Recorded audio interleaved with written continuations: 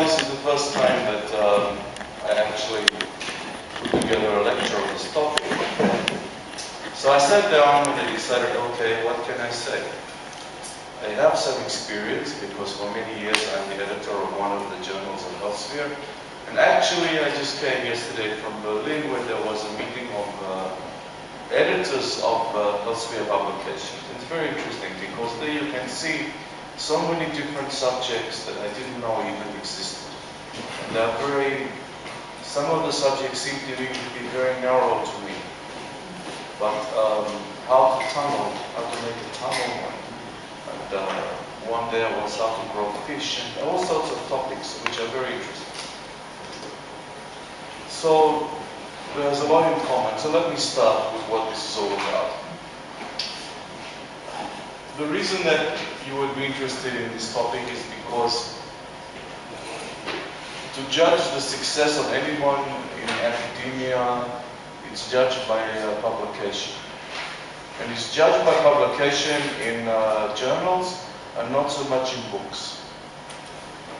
You can write a book when you're famous, but if you're not famous and you write a book, it's difficult to know who will read your book. In other fields, of course, books are very important, but not so much. They are not so much in economics. I'm talking about types of books where you put your ideas. Books such as the one I published recently in the second edition and previously some years back, books that try to bring together ideas, they are books that you can write when you are older like me. But when you are young, you have to show that you are clever. And to show that you are clever, that's very difficult. Let me say something about the journals in economics. Much of this might be known, but it's just to be systematic. There are basically three types of journals. There are the journals which are published by associations. So perhaps the most important journal in the world is called the American Economic Review, and it is published by the American Economic Association. And then there's the European Economic Association, the Royal Society, the England Public Choice. In these types of journals, there should be more objectivity. And in these types of journals, you can challenge more, I think, what the editor does. Because the editor in these journals represents the association. And therefore, he should maintain some basic objectivity. Then there are journals which are affiliated with departments and universities. The well-known ones are the Quarterly Journal of Economics published by Harvard, the Journal of Political Economy published by the University of Chicago, Economica, which years ago was prestigious, maybe not at the level of the other journals, for which London School of Economics and such. These journals are harder to publish in, because in these journals, the proprietary interest of the journals is associated with the university. For example, if you submit a paper to the journal, the Quarterly Journal of Economics, you will have an answer sometimes in 2 days, which we also give answer in 2 days, that he doesn't like your paper. If he doesn't like your paper, nothing you can do. It's subjective. This one is beautiful, this one is not beautiful. And this was the decision that was made. And then there are the commercial publishers. This is the third one. The largest publisher in the world of academic journals is Elsevier, which some years ago combined with Mulholland, Springer, Wiley, Blackwell, and these may publish on behalf of departments and associations. The commercial publishers have the objective of making a profit, of making money. And here we have to address the issue of how the profit motive is consistent with academic criteria and publication. Because they make money from publishing. So that's who sponsors journals. The next question I would suppose are what characterizes journals? What are the attributes of journals and the perceptions? So I made a list of these. First, there's professional prestige. There is no doubt that the journals are ranked, and in people's minds, there are conceptions of which journal is better than others. I will come back to most of these topics. The journals can be generalized or specialized. example, is specialized. It's called European Journal of Political Economy, and what is not specialized is European. This is the name which we inherited. But we are a journal of political economy. Political economy is the interface between economics and politics. And basically, we're interested in acknowledging that politicians have self-interest. The journals differ in the way that ideas are expressed. For some journals, the idea is very important. For other journals, I think it's just aesthetics, like going to an opera or to ballet. They do a dance, and the dance involves the way in which they express their ideas. In many journals, the way to progress is to take something which is simple and to complicate. So if you complicate the trivial and you have technical tools, people don't see what you're doing, they may say you're clever. In other journals, it's very important that the idea be well expressed. In our journal, for example, I read the papers when they come to me first, the papers, and then I decide how to allocate them with our other two editors. One editor is in macro-political economy, and the other editor is more pure theory. And if I can't understand what the author wants, I say, what do you want from me? And I also say that sometimes in a seminar. At some stage I say, when I leave this room from the seminar, what do you want me to remember? What is your contribution? And why should I invest my time or tell my students to spend their time on your paper? Now, if you want to publish in a journal such as Econometrica, it's very prestigious. Maybe the most prestigious of all. But then you have to learn a new language. It's like learning Chinese, or learning even Hebrew. Some other language which is quite distinct from the language that you know how to express yourself. And if you don't know the language, you can provide a cure for all economic problems. And they will say, so what? This is a term. I gave a talk a few weeks ago at the Public Choice World Conference, and the title of my talk was So What? And I called this was the title because I have a colleague in my university, a very good theoretician, and whenever a student or a colleague comes to him and says, I have really a great new idea, he says, so what? And what he means is, if you can't complicate this idea enough so that no one understands it the first time they read it, then this idea is not valuable. So there are different approaches in the economics profession. And then there's theory and empirics. Some journals care about theory, some journals care more about empirics. Some, and most, we want to see the theory and the empirics together. Some journals are more willing to accept original ideas. There are many journals in which an original idea will be difficult to publish because of self-interest. You see, Western economics began with the principle of self-interest for producers and consumers, people. And then in neoclassical economics in the West, it was a little bit influenced by the ideology of the left. And the ideology of the left is that government is more important than the market. And so, according to this type of ideology, the models do not allow for self-interest in politics. So the Public Choice School, which has a journal called Public Choice, they differed in America from the neoclassical position that you should not say that politicians are self-interested. It took many years to win a victory in the literature to accept the principle that even politicians are self-interested. It's very ironic that this victory began about the same time as communism fell in most countries. That's another question, how to explain the correlation. And then here we will come in the time that I have today to self-interest of somebody else. The self-interest of you, each individual who wants to show that they are competent, the self-interest of the people who decide if you are competent, and the self-interest perhaps of editors. In some journals, after many years of experience, and much what I say is, I have been in this profession for some journals are run by a clique and their friends, and that if you cannot be part of that clique, then you really have to be much better than the average to have your paper published. So all the journals have these characteristics. What about my journal? We have tried over the years to rebel against all the aspects of other journals that we felt were not appropriate. We have tried to be more open, and also, in our case, we knew that we are taking our journal for the long run, because we took a journal which was nowhere. We took the journal in 1994. We took it from a very nice man called Manfred Holler, who just retired.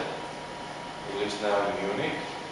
And Manfred is an interesting person because he started this journal because he felt that the American Economic Review was not ethical. Because he submitted a paper to this journal, which was the leading journal in the world, and they said, we will not publish any more papers on this topic. Too many papers already are published. And then, 2 issues later, he sees a paper on this topic. So his response was to start his own journal. But he took it was just a private project, and Elsevier bought the journal. And it's taken us a while, but now we are becoming respectable. Even some people who are very, very cautious about who they are seen with, who they go to parties with, who they dance with, even they submit papers to us now. So it's taken a while, but I can tell you about that later. The most frustrating part of being a researcher is that you send your paper, you invest so much time and energy, and you hope that the editor will accept your paper, and everyone is rejected, more or less at some time or other. All I can say is, if anyone rejects your paper, don't take it personally. Don't become frustrated, don't become angry. Just understand what we are dealing with. Now, all good journals are good because they reject. That's what makes them good. All women are popular because they reject, right? So she's hard because she on men as well, they reject, and then they say, well, he rejected all of them, maybe I can succeed. So it's this aspect of exclusion which makes them, in some sense, preferred. The rejections can come very quickly. In our case, you can be rejected in 2 hours, or even 10 minutes. If I am at the computer and you send it in there, everything is electronic. It can be rejected because it's not suitable for the journal. So it's not political economy, you get it straight back. And it also can be rejected because I feel that this paper will not be accepted even after it is reviewed by reviewers. So why should you waste my time? I waste your time. Are there subjective elements? Yes. That can't be avoided. Sometimes you have a review which is outrageous. It's outrageous if you feel the reviewer did not read your paper. Maybe the reviewer did not understand your paper. Maybe the reviewer had an argument with his wife, or she had an argument with her husband, and she was angry. And you then are the victim of this. What can you do? If it's really outrageous, and if it's my journal, I should catch it, because I read. But maybe it's something that I don't know a lot about. So if it's really outrageous, I would not ask for a new evaluation. I would just send a letter or a message to the editor saying that this is outrageous and I expected something better from a journal of your quality. And let's see what the editor says. If this man is a little curious, or woman, there are quite a few women editors at this conference in Berlin that I was at for the weekend. Then the editor will say, why is it outrageous? And this is what you expect if this man is an intellectual. But if this man is just a bureaucrat, he accepts papers if someone else says he should accept. He doesn't want to offend his reviewers because these reviewers are actually doing a public service for him or a private service for him. So you don't know what you will get. but I would tell the editor that it's outrageous what happened. The review process, unfortunately, is very random. In fact, I must say now, after all the years, the review process is outrageous. It can be outrageous. I try not to make it so, for reasons that I can explain. How can we have a system where I have to judge, or someone has to judge, how good you are, and there are no objective criteria? Absolutely none. I can give you necessary conditions, what you have to do in order to have a chance, but I cannot give you sufficient conditions. And I'm talking now about other journals, not my own. On my own, or our own, because I have two other editors, we do our best. We do our best in the knowledge of what other people do. Also, the review process can take a long time. I don't know what level of research you people are at, but you know, the people have told me they send the journal an article in 1 year, and maybe somebody gives some reply. We know that it's competitive for us because we want to succeed, because we have our own reasons we want to succeed. So I give 60 days to give an answer from the reviewers, and if they don't have an answer in 60 days, we send a simple message. Do you intend to provide a review on this paper? It's a very simple question. You can say yes or no. And usually they have obligated themselves. It's a matter of honor. They say, yes, we will provide the review in 60 days. But it can take longer, and sometimes it takes longer, not because of the fault of the editor, it's because of the fault of the reviewers. That reviewer promised to give an evaluation, but no evaluation came, and then you have to start again. Usually we ask for 2 or even 3 evaluations of a paper. I myself will never send a request for evaluation to someone that is quite new in the profession and that I don't know. I found over the years that the younger the people are, they want to destroy. They want to show that I am better than the others. And older people like myself, we are looking for some wisdom. So even if the expression in the paper is not complete, or the empirics lack some elements, if we think this is interesting, and this is the prime criterion, is it interesting and is it novel, then we'll encourage people. So I always try to send to one person who is more senior, who is interested in being informed of new ideas. But if I really want to be sure it's technically correct, I send it to the young guys, because they are there looking for the mistake, where the equation is wrong, or they haven't used the right means of estimation. So the review process is the big problem. Reviewers are part of the review process, and they are a problem. I try to overcome these problems. I acknowledge these problems exist. Invite another editor here one day and ask, see if he acknowledges that the problems exist. Maybe he is perfect.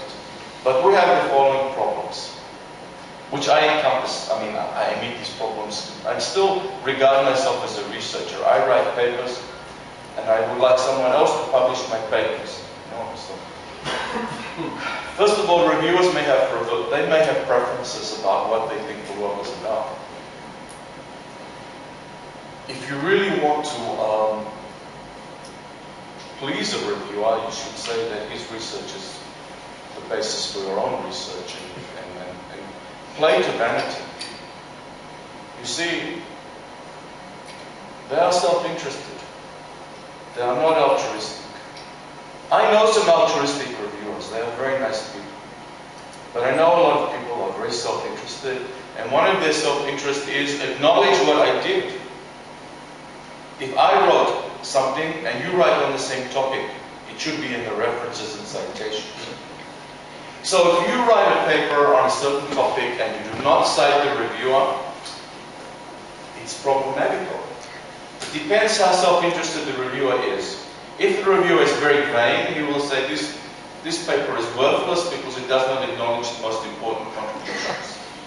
But if the reviewer is very, very vain, he will say this paper can be rewritten to incorporate the most important contributions, and then he has to more or less reveal who he or she is, because every one of the contributions, if they're clever, they will put a few contributions of other people and throw their own in, because they don't want to really review that, to reveal themselves. Ideology, unfortunately, matters, at least in my field, political economy. If I have a person who is, I'm going to talk about this tomorrow a little bit, about being expressive, you having an identity and expressing your identity. But if the guy is on the left and he believes that the governments are the solution to all problems, markets are inefficient, there are market failures, this will be reflected in the way that this person reviews the paper. Unfortunately, as Gordon Tullock has written, who is probably, I would say, after Hayek, the most prominent economist of the 20th century, he said people are people. It's very wise. If people are people, then personal relations with the reviewer are very important. And I don't know how to get over that. If the people put the paper out as a working paper, and it's very easy to know who wrote the paper. And personal events may have affected the reviewer, like I said. The state of mind of the reviewer is very important. Is he happy today? Is he sad today? Is he optimistic today? What happened to him yesterday? Was the paper of his rejected yesterday? And this is turn for revenge, and you are the instrument of the revenge. How can we know? My friend Warren Young, who is in my department and studies history of thought and contemporary economic literature, tells me there are citation cartels. If you can form a citation cartel, tell your friends that they will cite you and you will cite them. It's a type of log rolling. And if you are very lucky, the editor will look at the references to your paper and choose from those references the reviewers, and then you can mutually cite yourself. If you are very powerful in the profession, you can form a journal. And you can call this journal, I shall not name the journals, but this journal is a journal basically of people who have certain skills. Maybe the skill is that they know Quadratic's principle or the Bellman equation or something. They know this skill, it's all they know, and they will publish papers that use their human capital, if you can do that. There are also generational cartels, and this is a problem for me actually.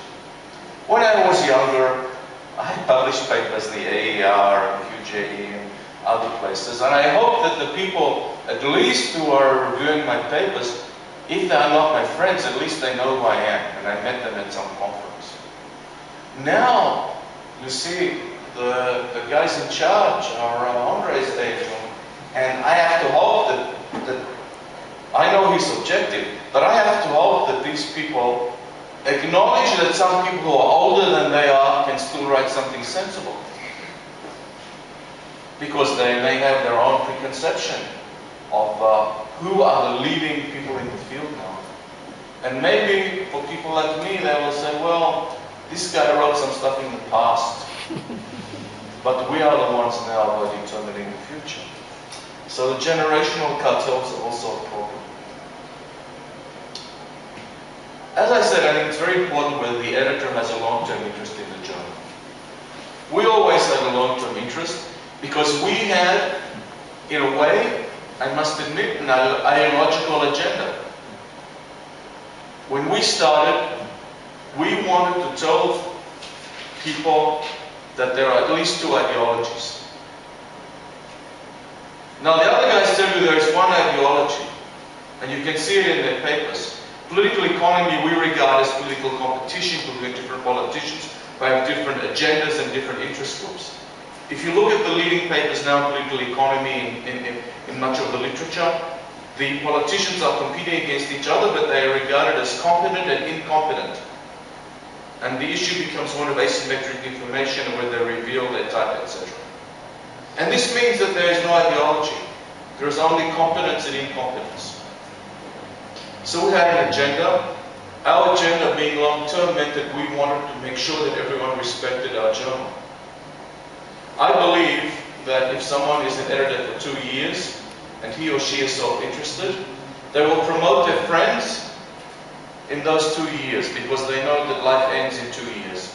So they don't care later, they care about now, and I believe this can affect their objectivity and the types of papers that they publish. So I believe editors should stay in the long run. There is an interesting paper by Bruno Frey called Publishing as Prostitution. I suggest you look at this paper. It's a bit contradictory for Frey because Frey published a lot of papers. So he defines himself, I don't know, but maybe it's not, maybe he really has a lot of original ideas. But basically what he's saying is that your integrity is at stake in this profession. So if you write something that you believe is true, then the reviewers say, no, you have to do this, this, and this. Stand on your head and blow a whistle or something. Most people will do it. Because for them, publishing is more important than publishing the truth. And this is what this paper is about. So it's in public choice. First he said he didn't want to publish the paper, which I can imagine why he doesn't want to publish it. But then I edited 2 volumes of literature on rent-seeking recently to celebrate 40 years of the first paper by Gordon Tullock. And in the end, we put his paper in there. Because we think this is rent-seeking, really. What is rent-seeking? That you use time and resources which are valuable for some private objective and non-productive. So it's a good example. Let me talk a little bit about ethics in publishing. There's a very nice paper recently, if somebody wants the CESE for journal on that topic. I feel that it's very important to acknowledge the contributions of other authors. Because in this profession, this is all we have. So if somebody wrote something relevant to your theme and you ignore them, that's a very big insult. Now, one reason you may ignore them is singling. If you want to publish in the Quarterly Journal of Economics, you don't want to cite something in a third-rate journal. Because if you cite a third-rate journal, the editor may believe that you are third-rate as well. So this is one reason why people are selective in who they cite. I think a case in point is the new political economy, where actually there's nothing new about the new political economy, and slowly everyone is realizing this. The only thing that might be new is one of them has the Nobel Prize, but then it wouldn't surprise me if they received the Nobel Prize. But for example, you just ignore all the literature, and they ignored all the public choice literature actually. So this is a matter of ethics. There are other ethics that have to do with reviewers. There have been cases where a reviewer is working on a paper similar to your paper, but he or she wants to publish the paper first. So they sit on your paper for 6 months, 8 months, until they can get, and then maybe they can say this paper is not original, because my paper, some paper, they will say, was published. That's not ethical. Then we have plagiarism. Now, in some way, plagiarism, you can say, it's a compliment if someone chooses to plagiarize you, right? They could choose anybody and they think you are the best. And we have had instances of plagiarism in our journal. It's very difficult to deal with. We had a case where an American just even took the same title. And then he said, I didn't see the other paper. But luckily, the author of the other paper had sent a version of his paper to this guy through email and kept the email. So it was even so silly as to lie, as to give a lie which could be objectively contradicted. There's also self-plagiarism. Now we have a recent case that everybody knows about of self-plagiarism. Now self-plagiarism is when you write the same paper more than once and don't acknowledge that you wrote the paper before. So this very important economist, European economist, Bruno Frey, has been found guilty of self-plagiarism. It would appear, and for example, if you go to the Journal of Economic Perspectives, you will see that his paper is withdrawn. And this is something that we all want to avoid. In the case of Bruno Frey and his co-authors, they looked at the sinking of the Titanic, this big ship which sunk, and they were interested in if social class affected if men entered the lifeboats or not. Was there some prestige, noblesse oblige, or maybe in French? But they published the paper 4 times. Now their argument was that each time they gave it to a different audience, which is not really true, because the paper in the journal, in Jibo is economics. So be very, very careful with that, because the damage can be damage for life. Moreover, at the conference that I was now in Berlin, we are told as editors that there is new software now which collates all papers which are published ever, and this software runs and looks for similarities. And this software can identify plagiarism. So I don't think anyone in this room, I would never plagiarize, because I think, and you all believe that your own ideas are better than anyone else's, right? Why would you want to take someone else's ideas? But this is an ethical problem. How do you maximize the likelihood of acceptance, given that your idea is interesting and original? That's my next question. First thing is, show you know the literature. If I read a paper and I see that you did not cite the important papers in the literature, then I know that you're not up to date. Never cite a paper you haven't read. Don't cite a paper because someone else cites the paper, because often there will be some subtle differences and the citation of the citation won't be correct.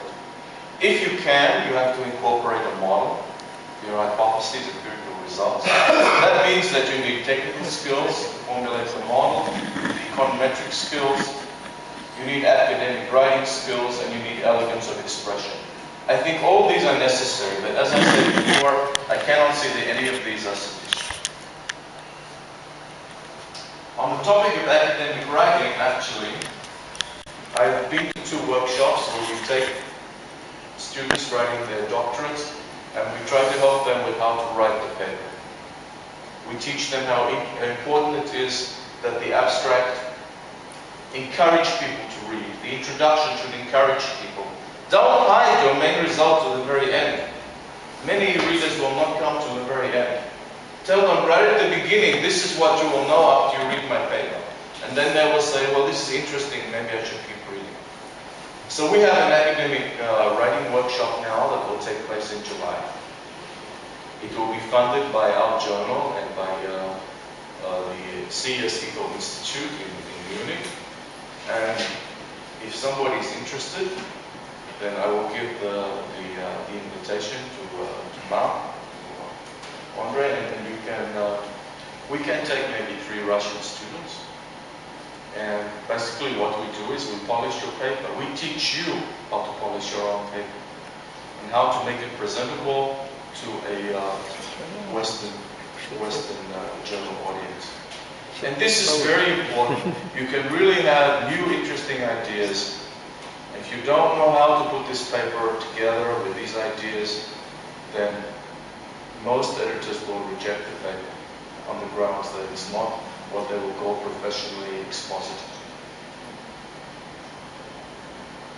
Indeed, there are special problems with authors from special countries. This was now raised in Berlin. No, it's okay. There are problems with authors from China, from India, from Africa, South America. It seems everywhere, including Russia, CIS, that everyone is clever, everyone knows, everybody was taught that they don't know how to put together a paper. And this is very important. Can authors succeed? Well, I hope there was here a link. Can we click this? Is it possible? What happens if I click it? I think it will work if I do control. What's it saying now? Open? Or is it saying it can't do anything? Second. Second? Там интернет не работает. Yeah, it Проблема. works. So here was a paper. Let's see if this comes true. Slow. Грузится.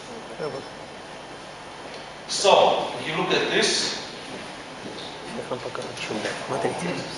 it wants to update, which we don't want to do. So here is the second of all the papers.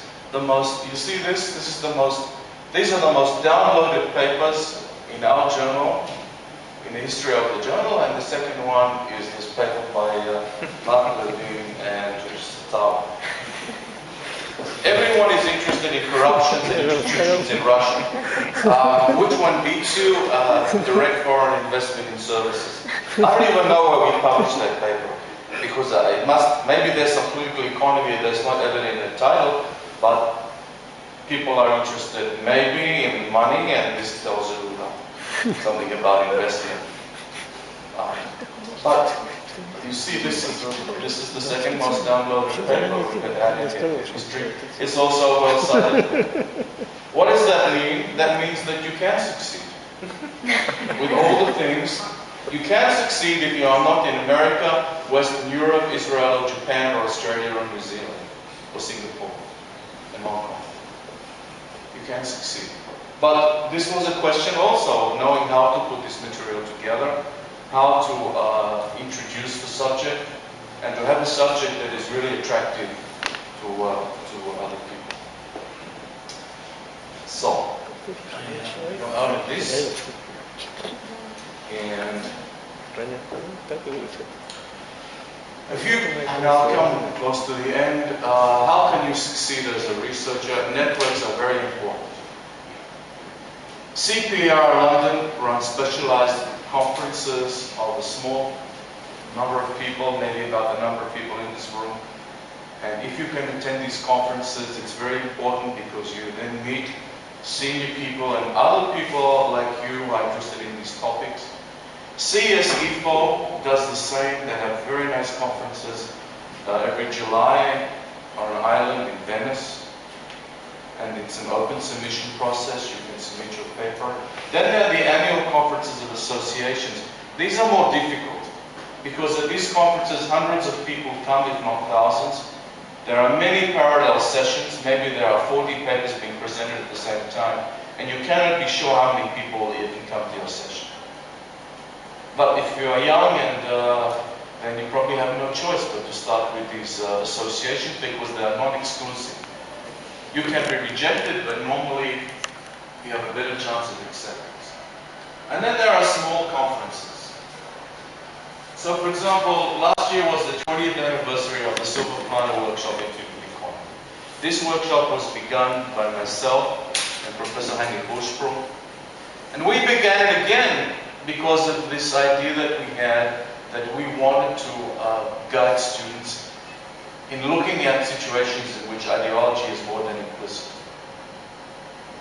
And over the years, this conference became a conference for more senior researchers, more senior, meaning not only PhD students. So this conference takes place every year in the last week of July. And if you go online and you look for Silver Platter, then you will find Silver Platter 2012. It's 24 papers only, but if your paper is not accepted, we can invite you to be a discussant. Also, it's an interesting conference because it takes place in one of the most beautiful parts of Switzerland. And the papers are in the morning and the evening, and in the afternoon there are mountain hikes which are compulsory. And the reason for the mountain hikes is that people talk to one another. Instead of sitting like you are sitting now in this room, although we are together in this room, you are actually in intellectual isolation because you are not communicating with one another. So the reason that we have these walks is not just that we think it's beneficial to go outside during the course of the day. We think it's beneficial for people to communicate with one another. So you are free if you want to, again, if you wish to submit papers to this workshop. It must be politically common, whatever the definition might be.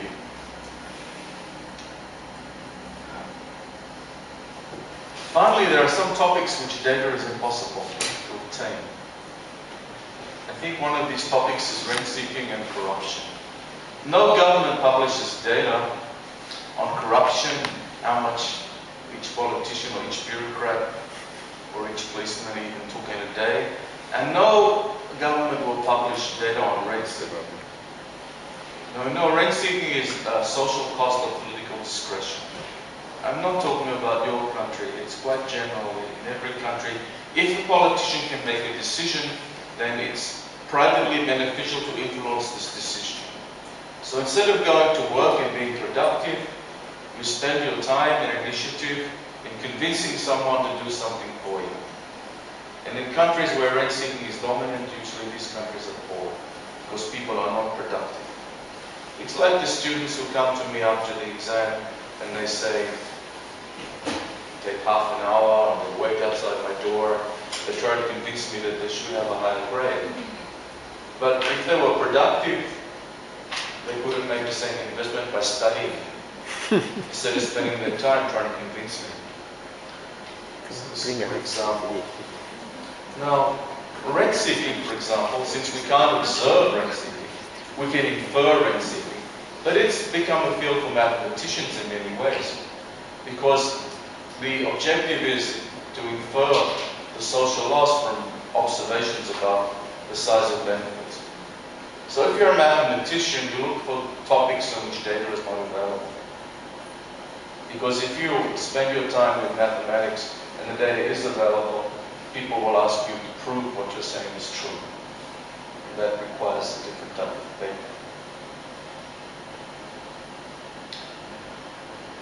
Financial aspects. Our journal charges €55 to submit. But not to you if you live in Russia, it's a non-OECD country. Some journals have page charges, which means that if your paper is too long, they charge you money. And some journals now have open access publishing, which means that if you pay €2,000, €3,000, your paper is available to everybody. Otherwise, there is a problem that we have something which is a public good, in the sense the marginal cost of use is zero, basically. It should be cost zero to download a paper. But these journals won't make any money if there's free access. So they have a paradox. They're actually, in some sense, in business. So as I began, there's profit and non-profit publishing. The largest companies, they publish for profit.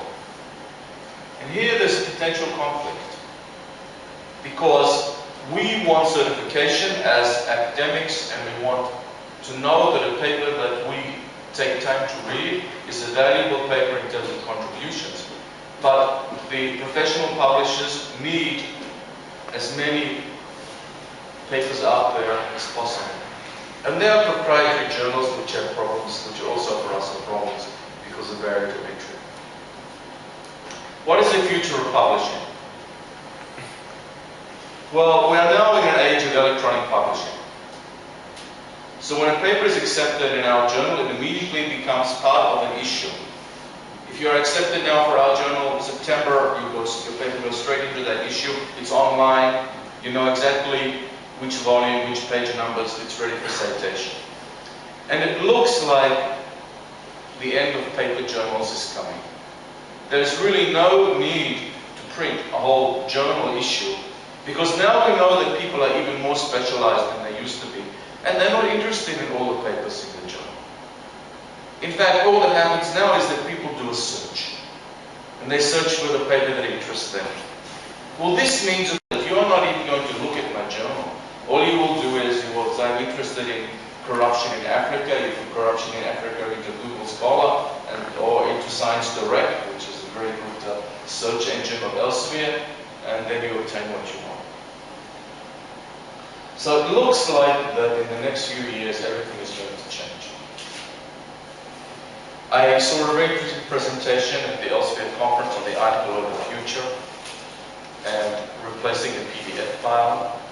Maybe it's not all that important for us, but for geology, and for geography, and for chemistry, where they have to show the construct of molecules, everything will be like online. You can click to get a magnification, you can click to get access to other pictures.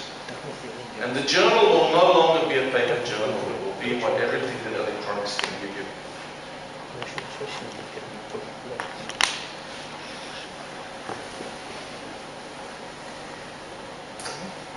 I'll conclude with evaluating journals. Now, journals are judged usually by the impact factor of 2 years.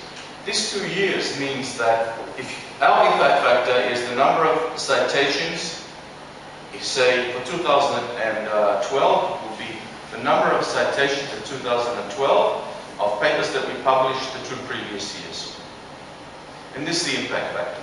There is no impact factor of 5 years, it's becoming in use, but when you hear impact factor, it's 2 years. Clearly this is not satisfactory for economics or the social sciences.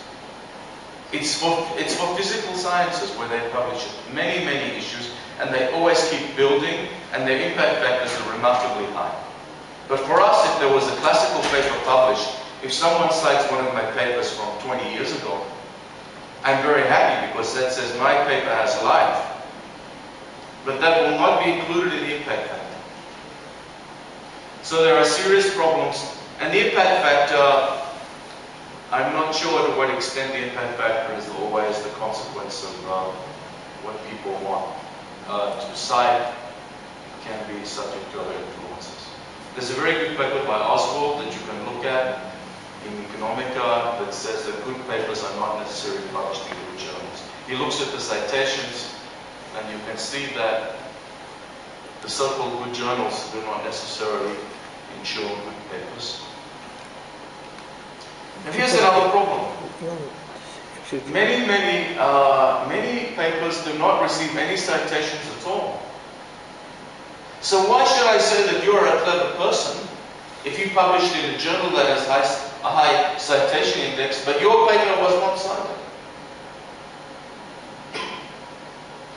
So what should happen actually is that authors should be ranked and not journals. So this is happening now.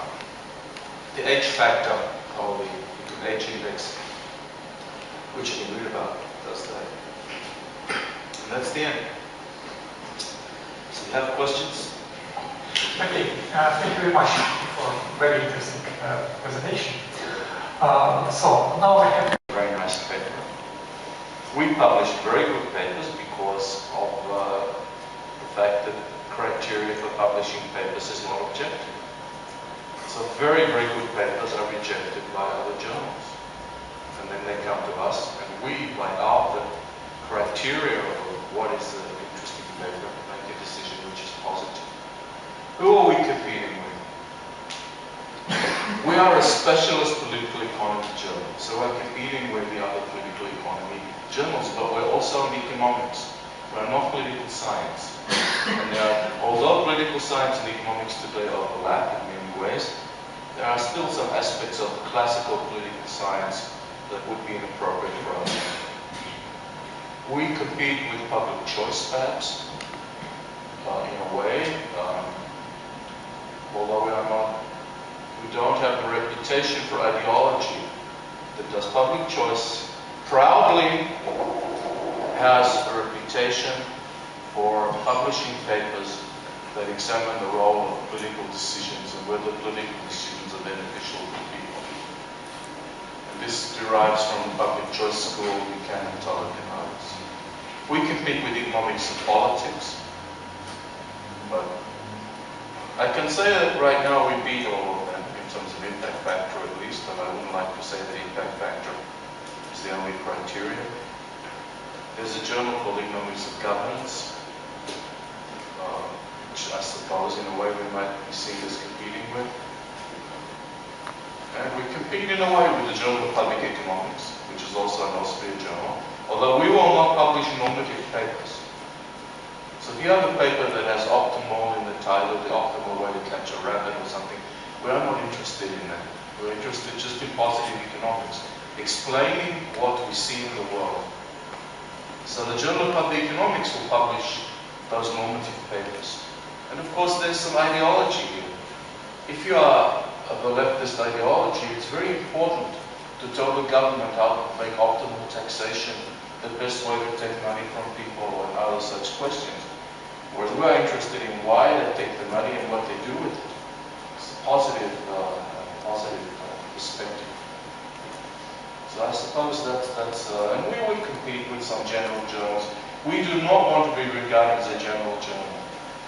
Because in a general journal, if you are second-rate, if they are a second-rate journal that everyone knows, we would prefer to be the best journal specializing to political economy, rather than to be a general journal.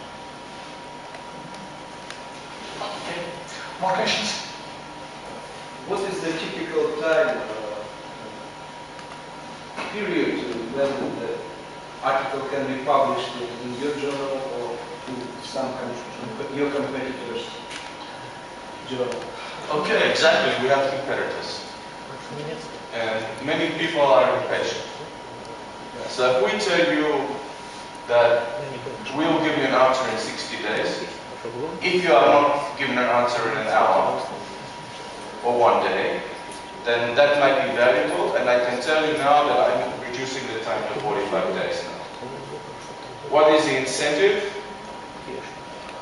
The incentive is that we write a lot on an editorial board, and they have an incentive to stay on the editorial board. And we also identify reviewers and people who really do take professionally their obligation. And if this is shown over the course of time, then we also promote them to the board. So our editorial board is very active. We are not there looking for people. Everyone who has a Nobel Prize maybe deserves the Nobel Prize, but we are not putting here a collection of people who are rewarded for past activity. And that's how we compete. You don't wait 6 months for an answer, you don't even wait 3 months. So it's a first answer, but the whole process is the The whole process depends upon you. Because often we will find that if it's a long time, it's because the author took a long time to send back the revision. But you have an obligation to send back the revision in 60 days. Now, I didn't want to talk about this because we assume that everyone is honest and ethical. But it's not impossible for someone to send an article to us. We give really good suggestions about how to make this a really great paper.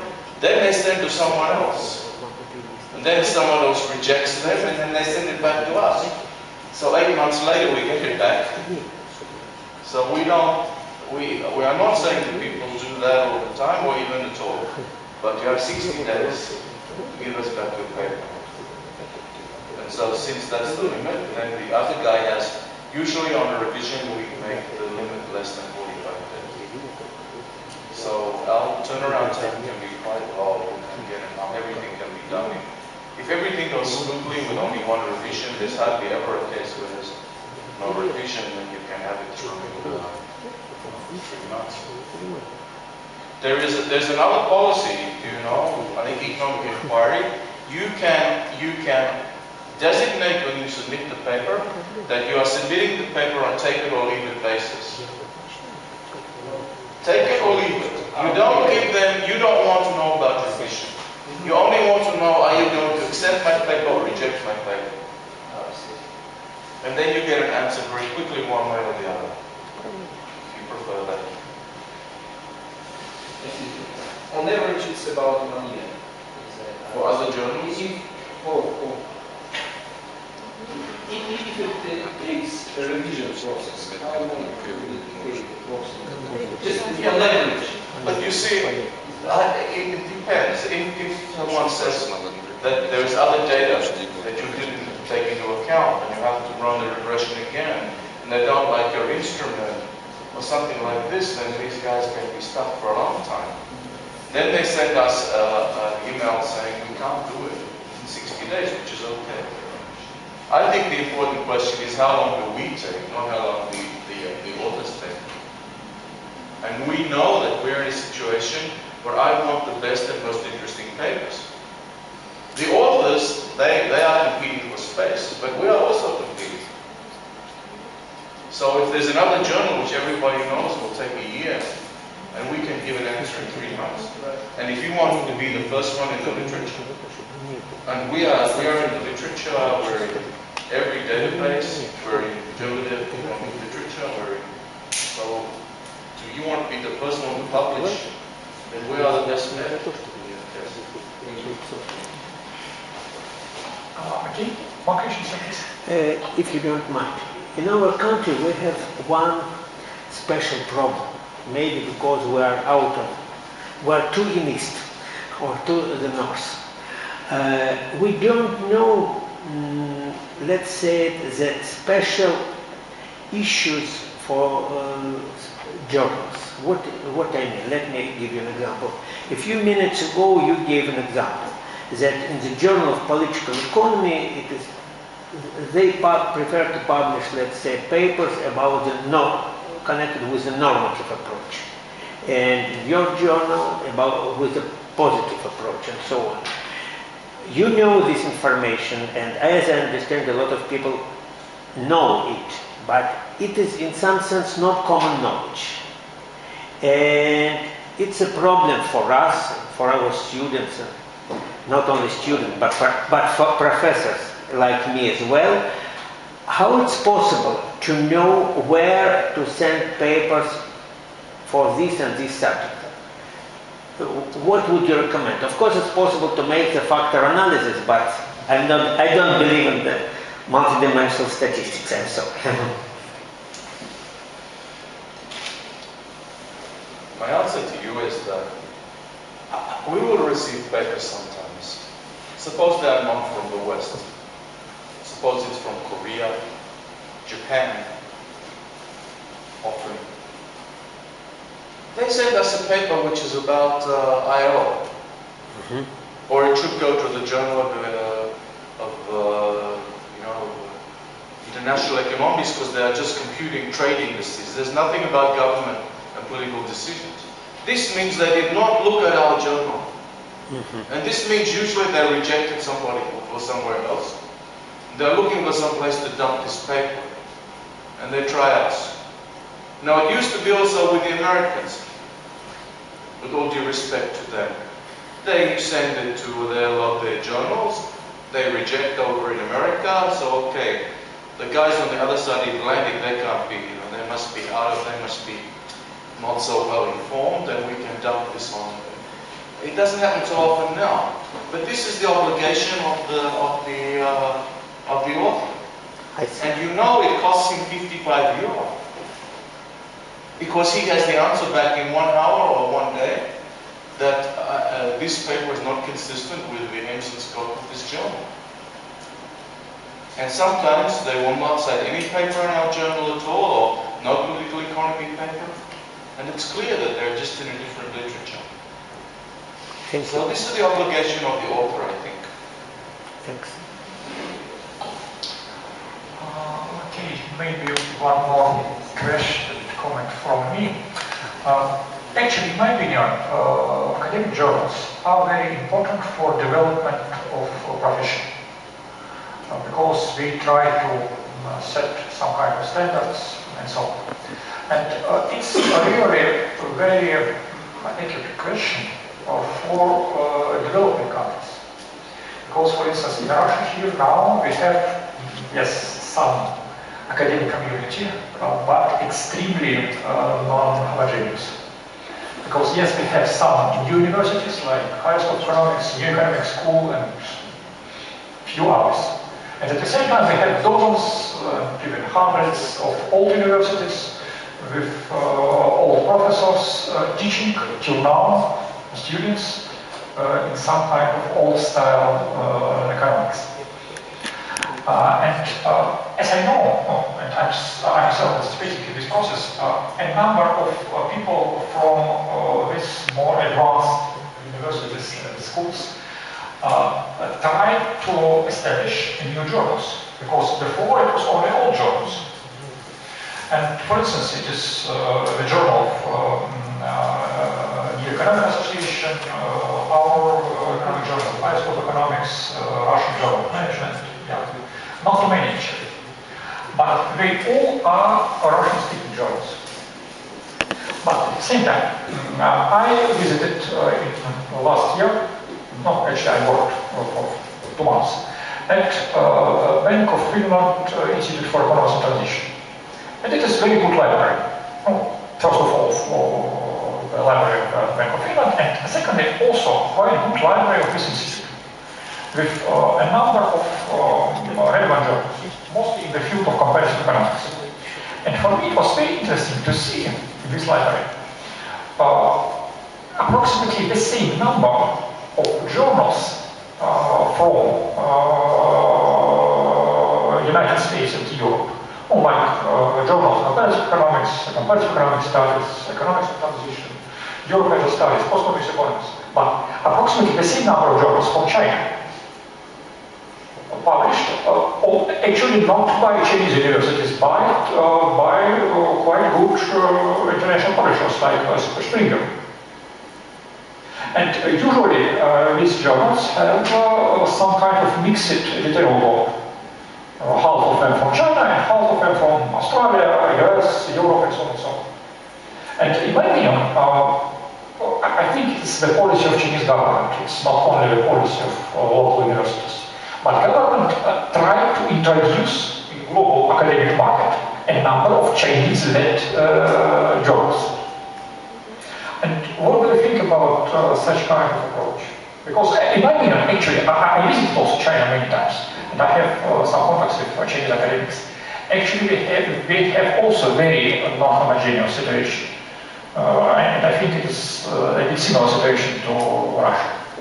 What is better, in your opinion, to create Russian-speaking journals with idea to improve academic environment, or to start with English-speaking journals here in Russia, maybe in some combination with international publishers, or what? I think you raised a very interesting question. Interesting questions usually have complex answers. When I was very young, I came to the United States and to the University of Israel. I was told, forget that you are in Israel, pretend you are in America. And they said, only work with American data. Find what happened in Texas, New York, and then they will publish your paper.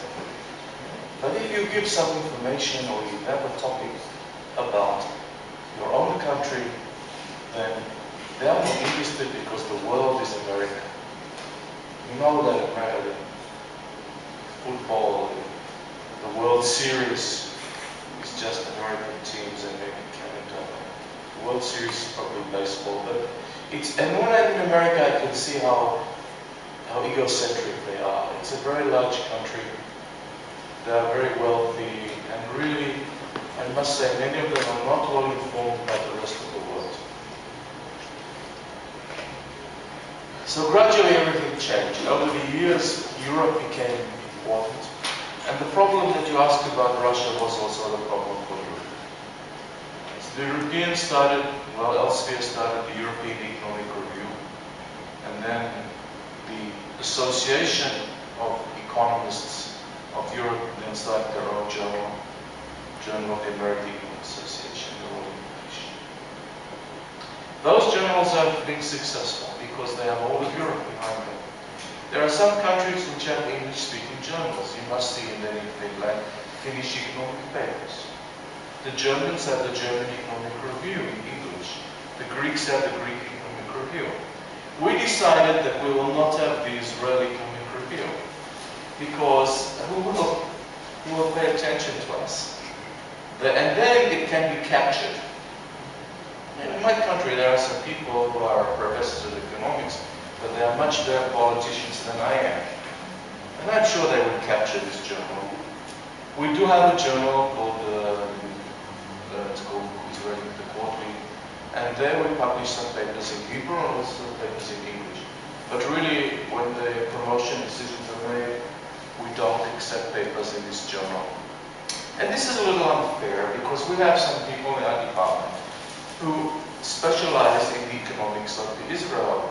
Someone has to know what is the unemployment rate in Israel. But the guys who are submitting to the Journal of Economic Theory, they don't know. They don't even know the government budget, they know nothing about economics as statistics in the real world. So this is a question. I would think that Russia is big enough, maybe, to have such a journal. The Koreans have a journal in English. And also Elsevier publishes a journal called Journal of the Japanese Economy or something like this. It's a very interesting question. We felt that we had to compete with the Americans, and we told our young people. But then the Americans have to decide your fate. And if you are not going on the rounds of the American lecture circuit and in the seminars and not meeting them and not explaining your paper to them, then like I said, people are people. They know who they know, and it's all the harder. And I can see now for our young people, it's very demoralizing. They have a very good paper, they submit to these leading American journals. They have these outrageous referee reports and they are rejected and they become very psychologically feeling inadequate sometimes. So, like all things in economics, there's a trade-off.